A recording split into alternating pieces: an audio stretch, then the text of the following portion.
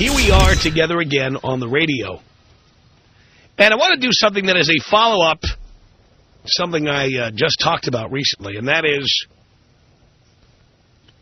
whether you are sloppy seconds to somebody else. This is a fascinating topic to me because we have all either, I think, been sloppy seconds or we've made somebody else into sloppy seconds. Here's what I mean. Somebody I know, a friend of mine, was about to get married. And he wrote a lengthy letter to an ex-girlfriend a month before his wedding to say, you know, the chick I'm marrying will never be you. Before I do this, I'm giving you one last shot. Please, come back. If you come back, I will cancel the wedding. I will blow off my girlfriend, my fiancé, and I will go back with you. She never responded. So this friend of mine actually ended up getting married to his second choice. He never told his wife that she was his second choice. He just did it. Married her, stayed with her. No one was the wiser except some of his friends who were told. Now, I say if the person, first of all, I say there's nothing in it for a man to get married. Let's start with that. But I say if you're going to get married or you're going to have a long-term relationship, if the person you're with isn't the number one person you can think of to be filling that position, the position should go unfilled. That's it. If you really feel that way about the person you're with, well, they're fine. But somebody else would be so much better. Isn't that a red flag for you? That is what I call being sloppy seconds. The person you're with being your second choice. How many of you know that you are the second choice?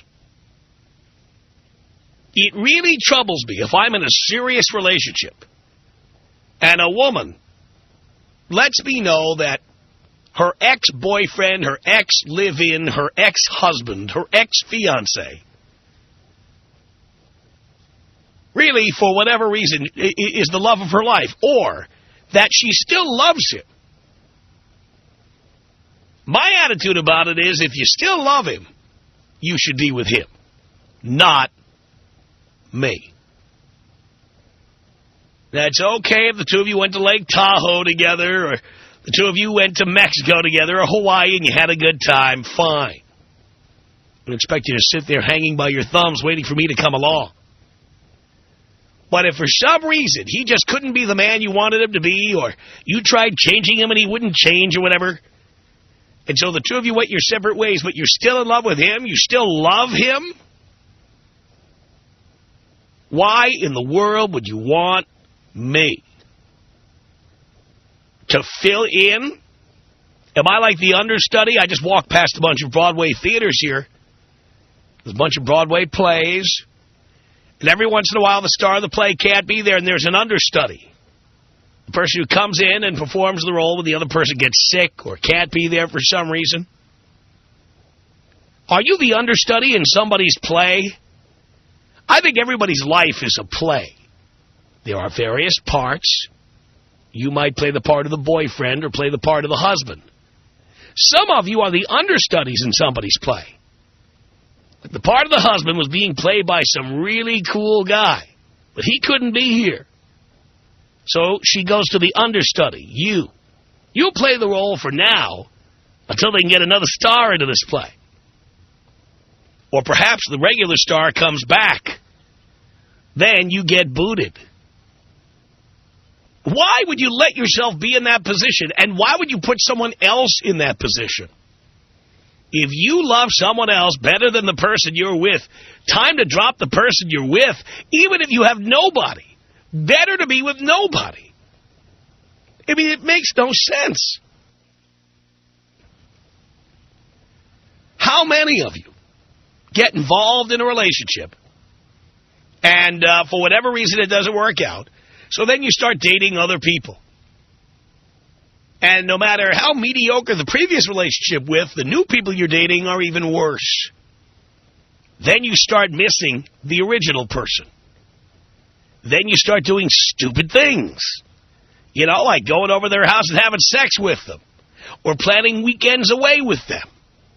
Or attending family functions or friend functions with them. And eventually you have yourself convinced that you want to go back with the person who really was not your cup of tea to begin with, but she was the best you could do, or he was the best you could do. Why? Are we all that afraid of being alone? Is it all that bad to be by yourself? I talk about the benefits of being alone all the time. And I think some of us are so afraid to be alone and think it looks so bad to other people. We would rather be with someone we aren't crazy about than to be with nobody.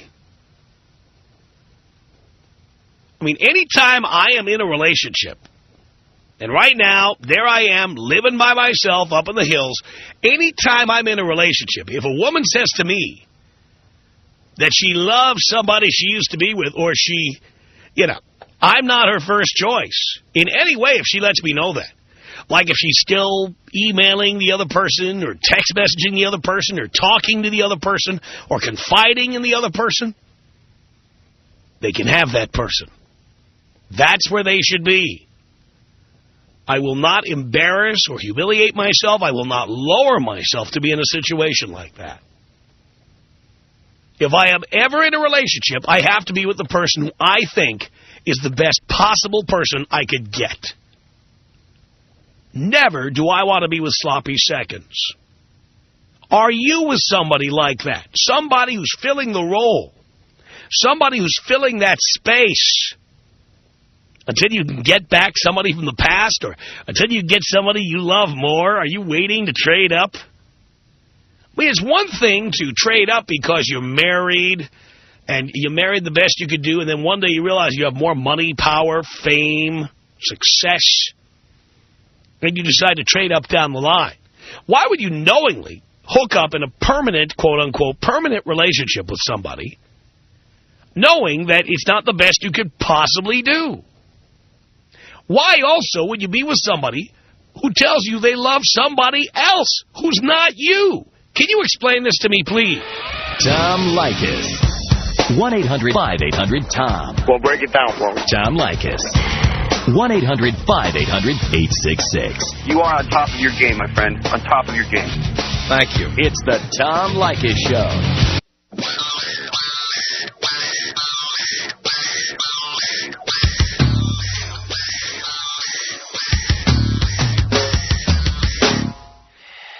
The Tom Leykis Show at 1-800-5800-TOM. Sarah on the Tom Leykis Show. Hi, Tom. How are you? Do you care, Sarah? Yes, I do. And it's doing great. Yeah, because I missed you last week. I tried to call and figured out later that it was a pre-recording. I'm like, gosh, missed talking to Tom. But anyway, I was telling Dean, he said, well, why do you want to talk to Tom? I said, because everything he's saying is right. I'm actually getting myself in trouble listening to you because I find myself critiquing other people's lives based on, well, Leykis 101. Just a quickie here, I agree with like 99% of what you say. And I agree that the people who don't agree with what you're saying is because they fit into those categories, basically, you know. And I was telling, one guy was saying, oh, I don't care about having a 9 and 10, because you frequently talk about 9 and 10s, and, and those are the type of chicks that can get the guys, with money if they're going to spend money. And I go, well, you can't get a 9 or a 10 because you can't afford a 9 or a 10. So that's primarily why you don't want one, because in order to get a 9 or a 10, you know, you have to be like Tom. You know, I didn't say Tom, but I mean... Yeah, but that's like the guy who drives a Kia Sedona and says he doesn't want a Hummer. Tom, exactly. And it is so, and what you're saying, and then I heard you on the radio, and you made a comment about, well, I guess at your show in, like, Arizona, one of the guys were saying he got in trouble with his employer about listening to you, and you said, yeah, because it's fat and fugly. And you're right. I mean, you are so right. And I am, like, listening, and, you know, and I'm not, you know, fat or fugly or anything like that. I take care of myself, and I'm in a position where, you know, I meet guys of that stature and they ask me out, take me out, but it's weird. And that's why the show doesn't offend you, Sarah. Exactly, but look, are you ready for this? I said, well, let me tell Tom this. I was watching this reality episode, OC, and you were and I listened to how you talk about the, you know, men that are in position to get the hot chicks. And this guy is with this 24-year-old, and it was completely against your rules. He's like, why are you ditzy? I want you to be a little bit more, like, intelligent around my parents, and I'm with you. You know, this guy is completely loaded, and, you know, he's dating this Persian girl, and he's like, you know, I want you to be this and that. And I'm thinking, well... You know, most guys wouldn't care, but he's like, well, you know, you're going to be the mother of my 2 children. Apparently, you know, he has 2 children, and she's like this hot chick, but he wants her to be, like, at home and didn't say, like, you know, you're drinking, you're having fun. And she was like, well, you knew this when you met me. And I'm thinking, like, is right there. Okay, he's like, you know, the trophy girlfriend or whatever you want to call it, but he was wanting the opposite. He was wanting her to be hot and all of those other things to go along with it. So I was like, okay, he's probably the exception, you know, because he's looking for an in-house mother for his children. You know what I mean? Yeah. So I know you're like, where did all this come from? But I just had a few things I needed to, I can hear it there. But no, it's so right. And, I mean, I'm telling people, so I'm thinking, okay, I'm going to get myself in trouble here because I'm telling people I know, you know, you're 24 years old, you're getting married, you're complaining already. I said I give it 5 years. I mean, you know, no money, you're going to be fat after you have a baby, you know, you're not going to take care of yourself most of the time. It's true. And I know there are exceptions to the rule, but generally what you say is true. And generally, I do believe, I only date women. I can't speak for men. But generally, with women, I believe that women put their best feet forward. They generally will do whatever we want, and they will say they love everything we love. You like baseball? I like baseball. You like going out on the weekend? I like going out on the weekend. You like... They'll do anything we want until they get us to sign the contract. You're right, and you're right. And I even told someone at the office, I go, what is the purpose of being married other than to have children? I said, the man gets nothing out of it. I was telling someone this, and they're like, oh, you really...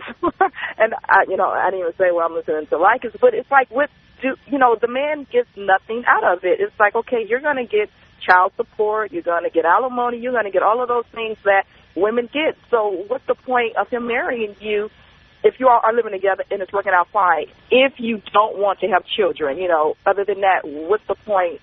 Oh, we need to, I said, I just give it 5 years. I go 50% of the marriages fail in divorce, you know, they end in divorce. So I said that's pretty high. And in California, it's even higher.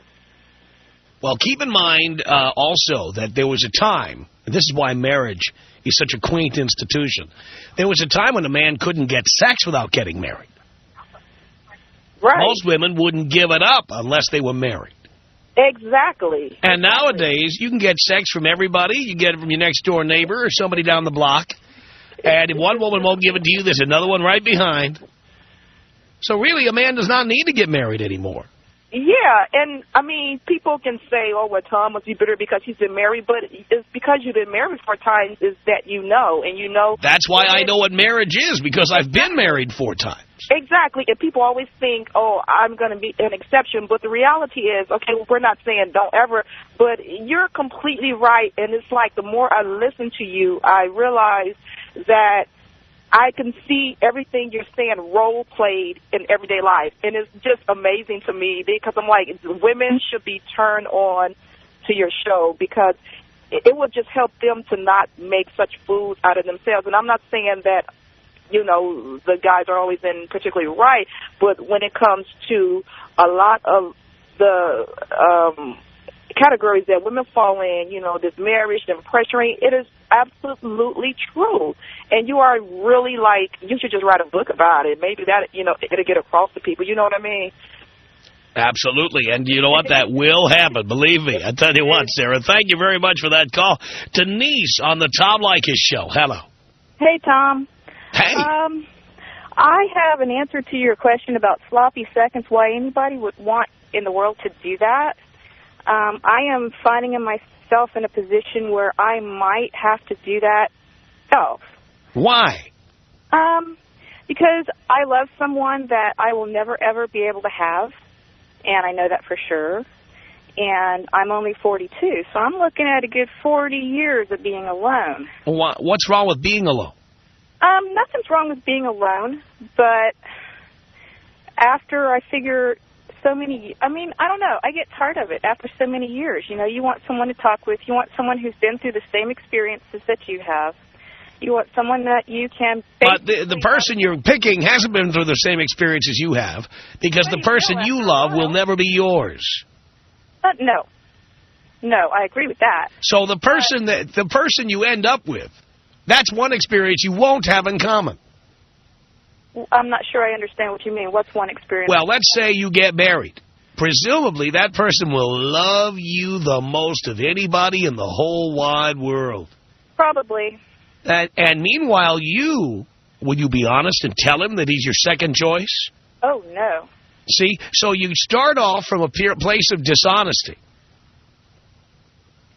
Yeah, I think every marriage stays together with a good, healthy dose of an occasional dishonesty. That is why you don't need to be married, in my opinion. Why would I want to get married with somebody who has an attitude like yours? Well,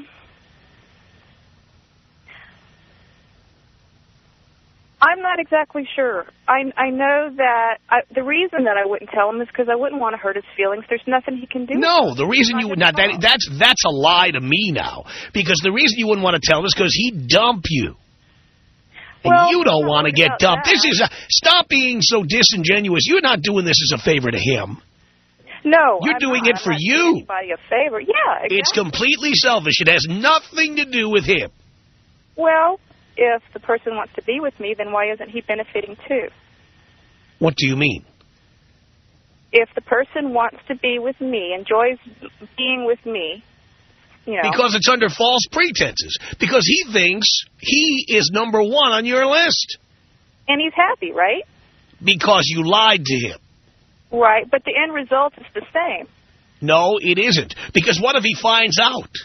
How's he going to find out? Oh, an email, a phone call, a text message, a caller ID. Oh, no, I'm not in touch with the other person. He's out of my life totally. He's out. And he'll never call you. No, no. And I'm sure your best friend knows about this. Yeah.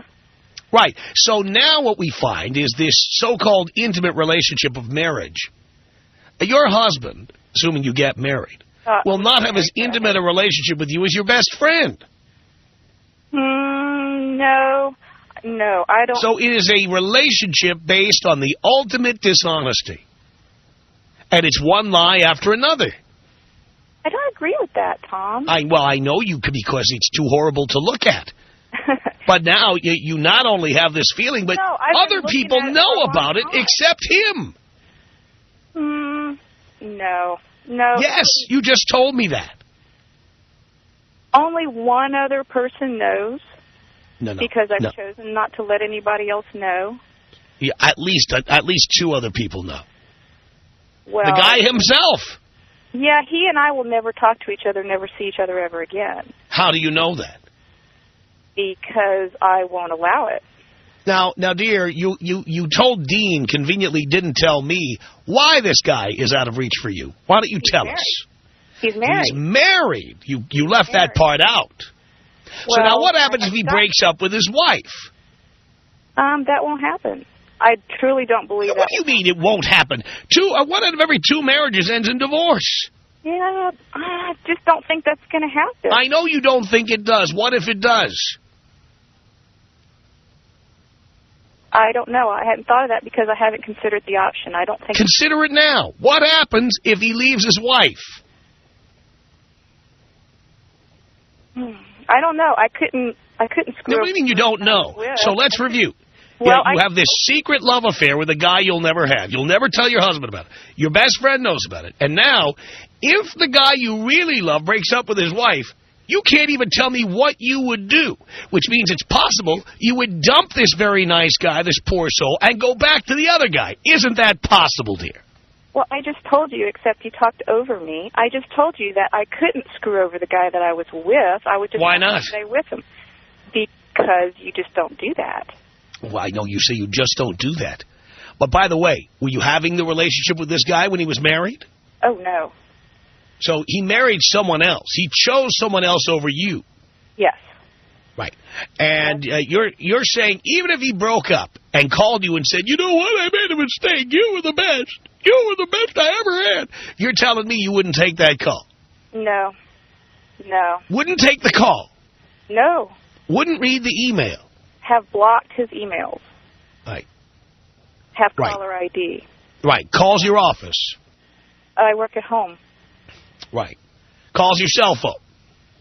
I've blocked him. Leaves a voicemail. Make that impossible because leaves a voicemail.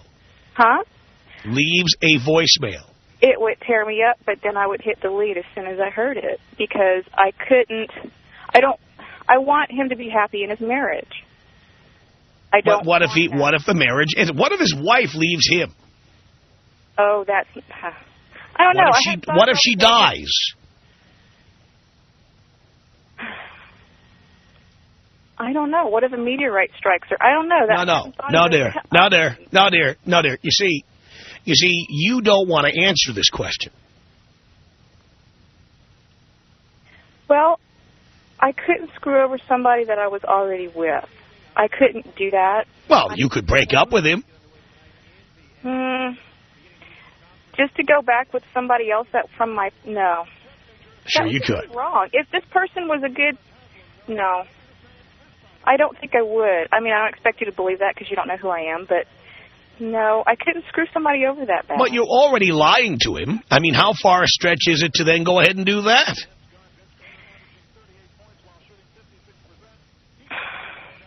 It's a big stretch because in one case, if you don't... So lying is okay, but leaving him would be out of the question. Hurting him would be out of the question. Yeah, but why don't you tell... You see, here's one way to never hurt him. Tell him now how you feel. That would make him feel like, frankly... No, it wouldn't. If you really love someone... Even if that made him feel bad, it would make him feel better that you told him now, rather than suckering him into marrying you and figuring it out later. Well, I don't want to get married. Let's just get that off the table. Move in with him, whatever. Right. You really don't believe that I wouldn't screw somebody over? No, because you're lying to somebody already. So it's all one and the same to you? Yeah, to me, if you have one character flaw, if you're doing one bad thing, the step to the next is a very short one. Okay. I never thought about that. Okay.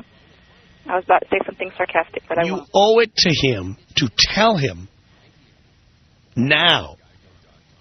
And then let him decide if he wants to be with somebody like that. Well, I don't know. He'll feel like absolutely Dear, you know what? You lie to him. Save it for him. This is not to save his feelings. It's to save yourself. Well, I actually called... You don't want him leaving you. Well, I'm not with somebody right now. That's why you wouldn't tell.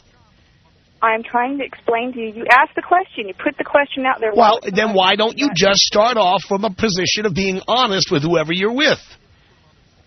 Oh, like, hi, my name is Denise, and I'm happy to meet you, and I hope we enjoy our time together. But just so you know, but certainly, if you're having sex with somebody and it looks like it might turn into a relationship, you have to say, I have to be honest. The guy I love the most I'm never going to be available to me, and I'll always think of him. But don't you think that he would view that as, like, throwing down the gauntlet? No. I would view it as, thank God you told me now. I see. All right, well, I just... Because, you see, dear, I'm speaking as someone who is alone myself right now. Let's say I dated you. Okay. If you told me that, I would thank you for telling me. And then I would never date you again. Okay. You see? But you wouldn't be hurting me. I mean, if I just met you, why would that hurt me so deeply? You see, you're doing this for selfish reasons and trying to make it sound like you're doing it for charitable reasons. Well, I'm not trying to make it sound like anything, but... Yeah, you are. What if, like, you were married to someone a long time, and she died, and you found letters in her box saying, or her diary, saying she really loved someone more than you? Would that hurt you, or would you just be glad you never knew? If she died and I was married to her, it would hurt me a lot more than if she told me before I got into a committed relationship. Honest. Okay. Well, I'm glad to hear that then. Hang on a second, Denise. Tony, what did you want to say to Denise here? In the beginning of the call, Denise said that she's 40 years old and she's looking for someone to take care of her until she turns 80. No, I never said that. If you play it back, you said something about I'm 40 years old and I think I got 40 more years. 40 more years of life to go. And you want to spend it with somebody who will be there for you till that time. Like 10 or 20 years ago, you would have never been thinking that far ahead. That's why Tom says to stay away from the 40-year-old women, because they're trying to lock you in for a long time. 10 or 20 years ago, you would never have been even thinking that far ahead. Yeah, honey, when you get older, you tend to think further ahead in time. Well, then you should probably not be trying to get Tom Leykis guys. Oh, I'm so not trying to get Tom Leykis guys. I love listening to Tom, so not looking for someone like him. Love you, Tom, love you, but wouldn't date you. No, you want a guy who's a pussy, who will tolerate your behavior. No, I'm not one of those. Equal. What's that? Oh, no, I'm not really looking. You can't find an equal, because whoever you find will love you more than you love them. Oh, that's weird. Why do you say that? Because the guy you're with will probably love you more than anybody else. You love somebody else. Oh, I see. Yeah, you're right. Yeah, you're right, because I don't want that situation. Well, that's where you're heading. Hang on. David, what did you want to say to Denise here?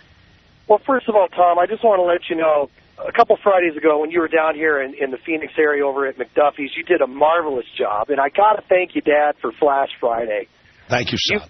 You've done two of the most marvelous things. You came to our town, you threw the best party I've seen down here in years, and you've instituted Flash Friday for all of us guys around the syndicated nation of your radio show. I think it's just awesome what you've done there. As far as this chick goes, I can tell you I got burnt by a chick like this who entered into a relationship with me on false pretenses, similar to what she's doing to the guy she's thinking about doing it to now. And just basically she was in love with someone else, and she settled for me. And I was the guy that I got settled for it. I can tell you, that's the worst. You know, you can't do that to someone. How did you know? How did I know? She told me after it was all said and done. It came up, you know. It was like... Oh, well, that was a bitch then. She should never have told you. No, wait a minute. She should have never got involved in a relationship with me and when she was in love with someone else. I got to say, if you want to get involved with some guy and enter into a relationship with him, then it's all got to be on the table. I would rather make a decision on a girl based on the full picture of information rather than a half of a picture, and that's what you're doing. You're holding back. And Tom is so right. Your girlfriend is a better friend to you than this guy is ever going to be because you're not giving him the chance to be a good friend to you. You're not giving him all the information. You're holding back, and you're telling all of us guys out here that are Tom Leykis listeners that you love somebody else, but you're settling for this guy because he can pay your bills. I don't want to be that guy. I have never said that, and don't misquote me on that. No man has ever paid my bills. Whatever. You go to dinner, you flipping the tabs? Are you flipping the tabs on the dinners and all the dates you've ever been on? I doubt it. I seriously do. In the last couple of years, since I started to be able to afford it, I either paid half my way or the whole bill. As I've started to be able to afford it. So some point, some guy has paid your bills. Well, yeah, when I was a young woman, stand on your feet and say that you've been able to pay your tabs at dinner or whatever. You know, that's a bunch of bull crap. You're a farce. You're a fake. You are not who you say you are. You are not. You are a liar. You're a cheat, and you misrepresent yourself. You will present yourself to some guy. You'll give him whatever picture you think he wants to see so that you can get what you want out of the deal, and that is it. And you know what, Denise? I think he's right, for God's sake. Tom Leykis. 1-800-5800-TOM. My wife is trying to egg me into buying her some leather pants. She wants other men to look at her ass the way you do. Right. Why would you want to make it easier for them to enjoy your wife's ass? Exactly. I should buy her a damn moo-moo. The Tom Leykis Show. It's the Tom Leykis Show from New York City at 1-800-5800-TOM. This is Ryan. Hello. Tom, how you doing, buddy? Doing okay, Ryan. Hey, thank you. I just wanted to tell this lady, when I turned on my radio, I got halfway through the conversation. It sounded like I was talking to my ex-girlfriend was on the radio, because the last girl I dated did the same thing. And the reason, I'm not really upset at this girl, because, you know, women will be women, but I'm really most upset at the guy. I mean, when I was in my situation, it was completely obvious that she was not all there, that her thoughts weren't 100% in the situation. And I just don't know how this guy is so naive or maybe even stupid not to see it, because all she's doing is just taking complete advantage of him, and yet she wants to sugarcoat it and make it sound like it's not as bad as it is. And she's just she's just totally lying to him. And I don't even agree or understand why she thinks it's justified. Well, again, I think people do what's best for themselves. And there are many women who think it's very important to be married. And if you can't have it's like that old song, if you can't be with the one you want, love the one you're with. Yeah, yeah. But I do think that there are women who think it's so important to be married, they'll marry number 2, number 3, number 4, whoever. Yeah. I just think that she's just obviously a weak person or something, and this guy needs to open his eyes or whatever and drop this girl as soon as possible. I don't know how he can't see it, because it was so obvious after, you know, the first month or so that I was with this girl that it wasn't all there. And, you know, I didn't get the first part of the conversation. I turned on my radio and got halfway through it, and I was just like, oh, my God, I got to call you. But, yeah, she needs to just totally tell him what's going on, and he needs to dump this bitch. Yep, I think you're right about that, Ryan. 1-800-5800-TOM. My mom grew up, she went to a Catholic high school, and there was a picture in the yearbook of the girls who were going to go off and become nuns. And I tell you, by modern standards, you would look at that picture and go, dyke, dyke, dyke, dyke, dyke. The Tom Leykis Show.